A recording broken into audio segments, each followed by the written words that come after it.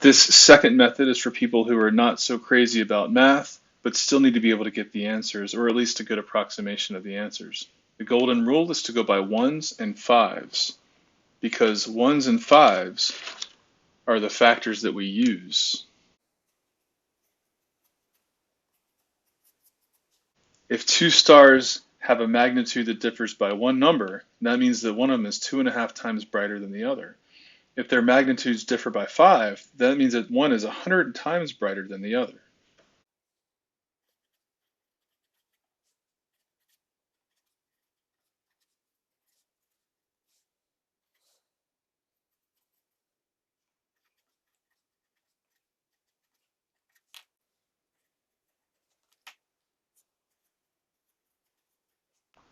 As a simple first example, if star 1 has a magnitude of 4 and star 2 has a magnitude of 3, then that means that star number 2 is 2.5 times brighter than star 1.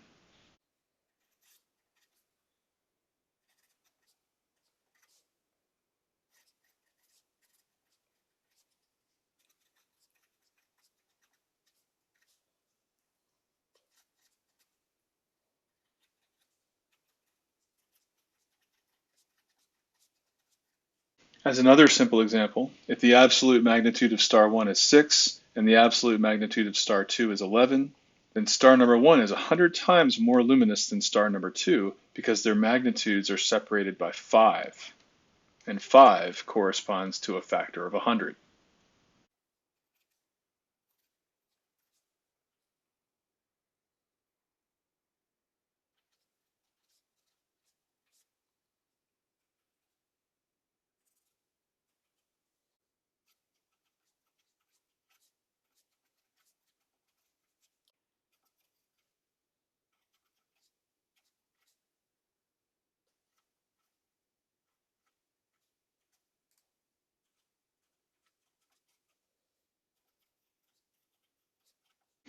A slightly trickier example. Suppose that magnitude of star 1 is 4 and apparent magnitude of star 2 is 14. Well, 14 and 4 are different by 10 magnitudes, and 10 is equal to 2 fives. Each one of those fives means a factor of 100 difference in their brightness. So you multiply 100 times 100 and you get 10,000.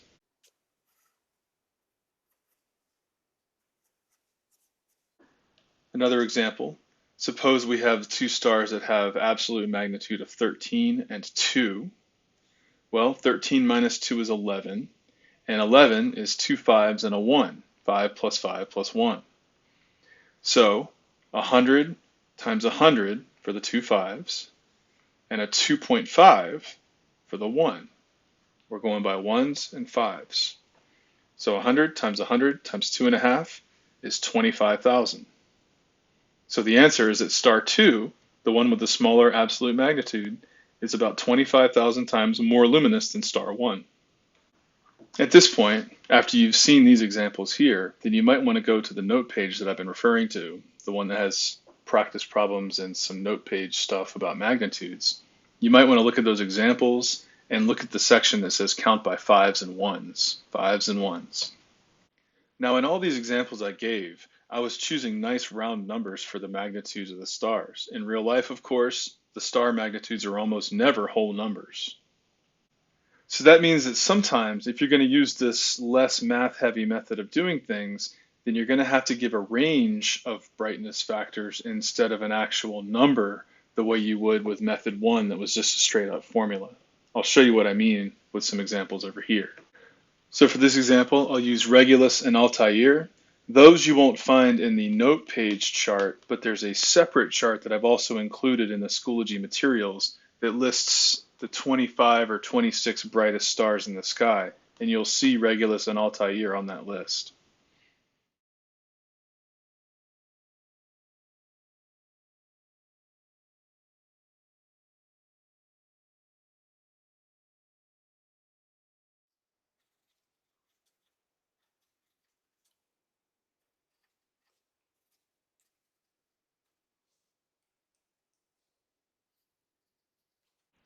So the first thing probably to point out is that because Altair has a magnitude lower than the magnitude of Regulus, Altair is the brighter of the two stars. If you were to look at them in the night sky, Altair would be a little bit brighter than Regulus.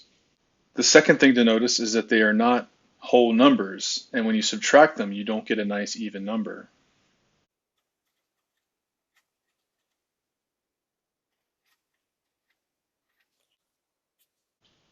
When you subtract their two magnitudes, you get 0.58, and 0.58 is a number less than 1, which means that Altair is less than 2.5 times as bright as Regulus.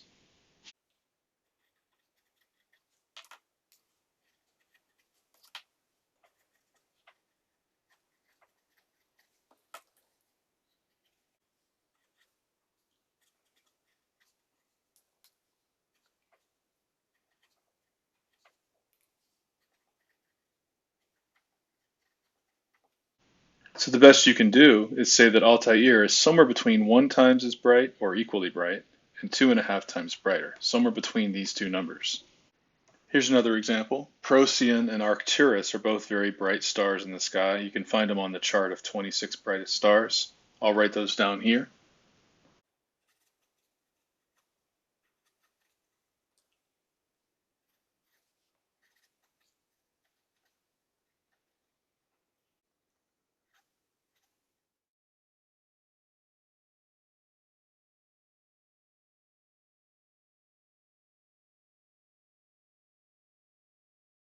Again, it's good to note at first that because Arcturus has the smaller number here, Arcturus is the more luminous star. Arcturus, in fact, is an orange supergiant.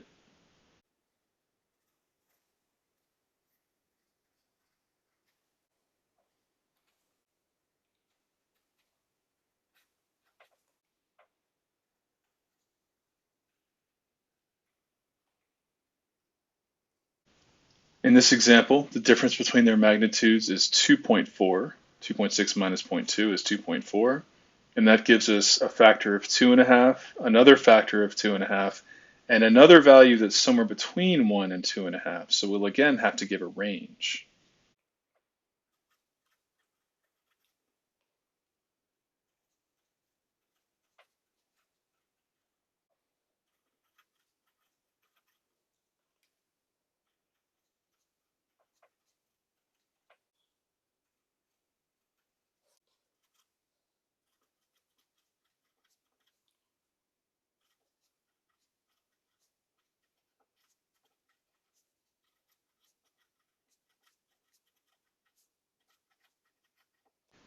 To get the low range, I rounded that down to 1, multiplied 2.5 times 2.5 times 1, and that gave 6.25.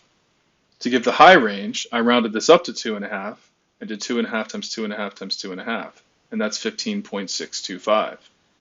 So the best answer you can give with this method of doing it is that Arcturus is somewhere between 6.25 and 15.6 times more luminous than Procyon.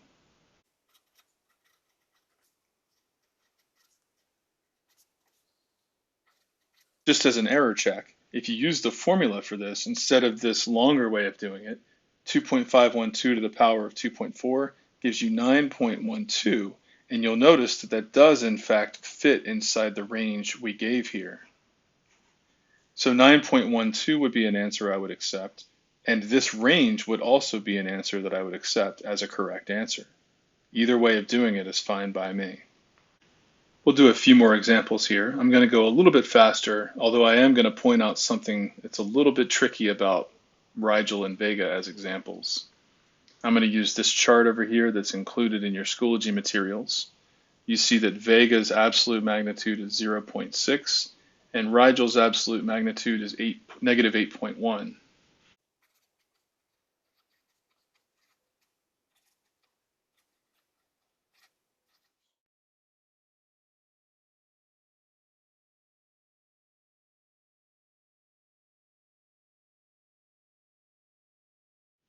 As usual, it's good to notice at first that Rigel is definitely the more luminous star here because it's got a negative magnitude compared to Vega's 0.6. So Rigel is by far the more luminous star. It's because Rigel is huge and it's blue, so it's super hot and super big.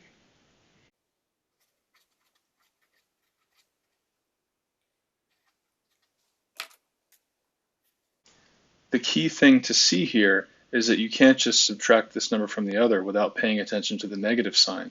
The difference between these two numbers is 8.7. Don't make the mistake of saying it's 7.5. Be careful.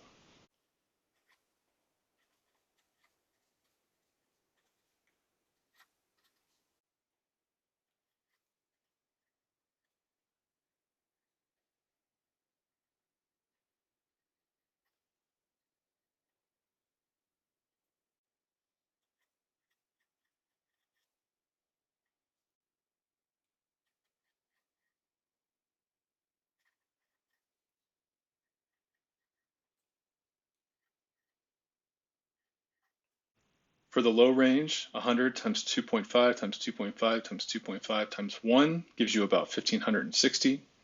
For the high range, 100 times 2.5 times 2.5 times 2.5 times 2.5 gives you 3900.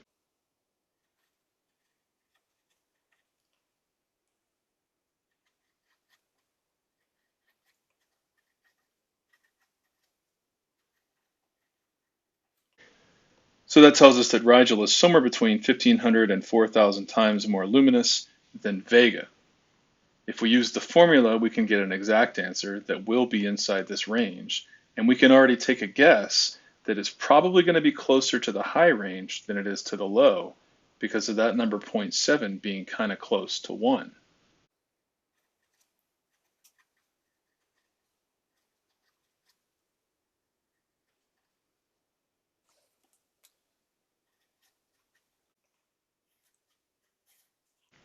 When you calculate it using the formula, you get 3021, and that fits pretty nicely into our range. Either one of these answers is considered correct by me. The final example kind of gives you the information backwards. Here you're being given one of the star magnitudes for Pollux, one of the stars inside Gemini, the twins. And you're being asked, what would the magnitude of a star be that is 62,500 times brighter than Pollux? So here you've got to kind of work your way backwards. Instead of looking for fives and ones, you're looking for 2.5s and 100s.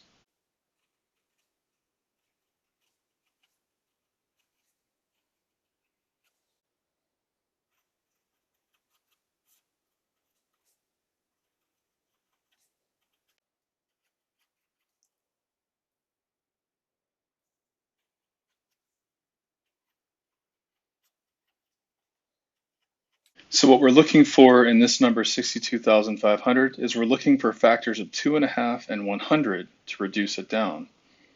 If you divide 62,500 by 2.5, you get 25,000. Divide 25,000 by 2.5, you get 10,000. 10,000 over 100 is 100. So we see there's a factor of 100, another factor of 100, a factor of 2.5, and another factor of 2.5.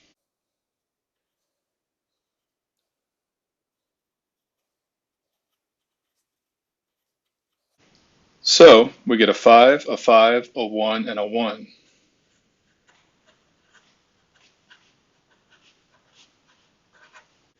So this tells us that a star that is 62,500 times brighter than Pollux has to have a magnitude of 1.14 minus 12.